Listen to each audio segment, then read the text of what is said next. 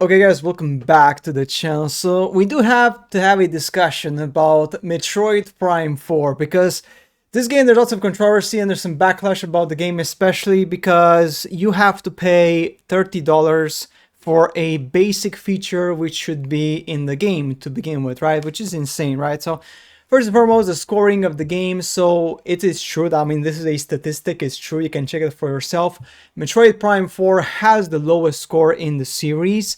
Now, people have been enjoying it, which is not a problem. Of course, you can enjoy the game. You don't have to obviously follow what the scoring system says, but it is a fact that in terms of scoring, the game has, as you can see here, the lowest possible score.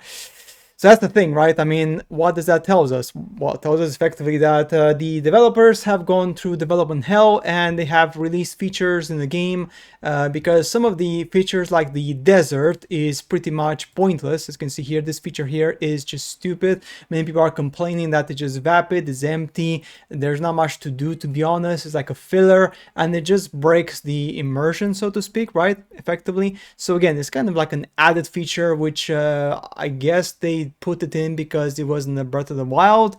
I don't know, guys, that's my opinion, right? But then we have this issue here, which is what's making everyone quite angry. Metroid Prime 4 Beyond 30 Amiibo Sparks exclusive bike radio backlash. So to get the bike music in the freaking game, you have to buy a figurine which unlocks. Like, what the hell? Are you serious, right? Nintendo fans are unhappy about the $30 Metroid Prime Beyond Amiibo figurine that lets you turn on your motorbike's radio. The Metroid Prime Beyond Samus Amiibo unlocks a range of in-game features, including an energy shield that blocks 99 damage, limited to 1 use per day, but fans' discussions have now centered on the fact that this figurine unlocks a jukebox feature for Samus's VIO motorbike, which allows you to hear other themes from the game. Why is this paywalled behind a freaking figurine? This is ridiculous. Like, this is just insulting, right? Discussions about the rights and wrongs of Nintendo providing extra features for Amiibo owners is nothing new, and dozens of Nintendo games include exclusive additions to people who own associated figurines. Additionally, in this case, there have also been a number of inaccuracies shared on the radio usage, some reporting incorrectly, stating that it includes otherwise exclusive music, or that the bike main area is silent otherwise. So effectively, it's not silent, it does have music, but effectively, like, that's the problem, right? It's true that the valley, right, ambient music is quite sparse. The music in the valley is quite sparse. The desert-like area is meant to be a wasteland after all, and notably different environment from the game's main areas, right? Still, some fans have suggested that it would have been nice to have the option to turn on the in-game radio without buying a $30 toy, with a familiar argument for Nintendo games with Amiibo exclusive features seems fair enough. Yes, couldn't they have given us that jukebox mode in the first place instead of having us to buy an accessory to unlock a literally jukebox? Like, that's insane if you think about it. Like, that's beyond stupidity, right? Honestly, if the DLC is something that doesn't affect the gameplay and story, then it's fine. I'm fine with this, countered another fan. It's a cosmetic that doesn't impact the game, but $30 to kill the intended ambience? Okay then, quipped a third fan. So yeah, people are of course, chatting about this. It's quite crazy. And also there's a discussion about the actual graphics of the game. So some people are saying the graphics are freaking awesome, they're amazing, they're like, oh my god, they're super crazy. But then of course some people are comparing this to Xbox 360, as this person here, and the comparisons are not that great. Let's just check it out.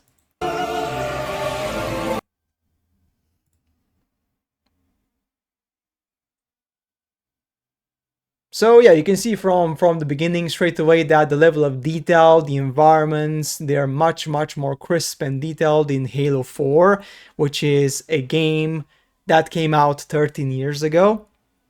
Now, I think Xbox 360 is not more powerful than Metroid Prime 4? I think so. I'm not gonna check right now, but I'm pretty sure that the Nintendo Switch 2 is more powerful than the Xbox 360, most likely, right? It has more memory and stuff. So again, it shows here maybe what? A lack of intent from the developers, like complacency. They don't care, or they just don't have the time and resource. I mean, we saw it with the Pokemon games as well, right? Like graphics in Nintendo games, it's not like they're the most important, of course. That's not the point, effectively, guys. Trust me. I'm not saying graphics is the only reason you should be playing a game. No. But when you see this, you're like, well, wait a second. This is a bit suspicious. Why do we have a game which is 13 years old, which looks better than a game which came out in current gen consoles, right? Even if it's Nintendo, in 2025, and you're like, this is a bit bizarre, this is a bit suspicious, right? Which is a problem here. So more like worse than Xbox 360 graphics, which is what this person is saying. Yeah, it's crazy, right? Breath of the Wild is the Antichrist. That's right, man. Yeah, they're going to hate you for saying this, but it's true, and that's a problem. Like game developers, that's the thing, right? Prime 4 is probably going to be the game I judge more harshly and critically than any game I've ever played. I will not be shy on how I feel about it once I play it, good or bad, but so far from what I've seen, it's all good, and I can't wait to actually get my hands on it. So there's different opinions from different people. As you can see here, this obviously was November 17, so yeah, so obviously that was before the release. But yeah, it's quite interesting. Like, there's different opinions on the Metacritic. We see that the game stays at a 80, which is okay-ish, I guess, right? What do we have here? Nintendo Switch. Let's go back to the reviewers. Let's go to the Critic reviews. What's this? What's this? Let me see the Critic reviewers. Why I cannot see their... Oh, there we go. Okay. So we have lots of 100s, but then we have lots of mixed reviews, right? I mean, VGC, for example, if you go down here, 80, 85, 83, 80, right? And we go down more. We have also 70s, GameStar, 70s via GamePro Germany. Metroid Prime 4 is a fun mix of action and puzzle, but it's severely hampered by some modern design decisions. Almost exactly what fans didn't want from a new Metroid Prime, but while it's widely inconsistent, the majority of the game is undeniably entertaining. Yeah, so some people like it, of course, some people don't like it that much. This one, VGC, is quite blunt here. Metroid Prime 4 Beyond feels like a game stuck between two worlds. When it's emulating previous entries, Beyond is a blast, with excellent boss battles and some truly gorgeous environments to explore. But this is eventually bogged down by out-of-pace additions, awkward storytelling, and overly aggressive hand-holding that spoils the discovery. Apparently, as you play the game, literally they tell you everywhere where you're supposed to go.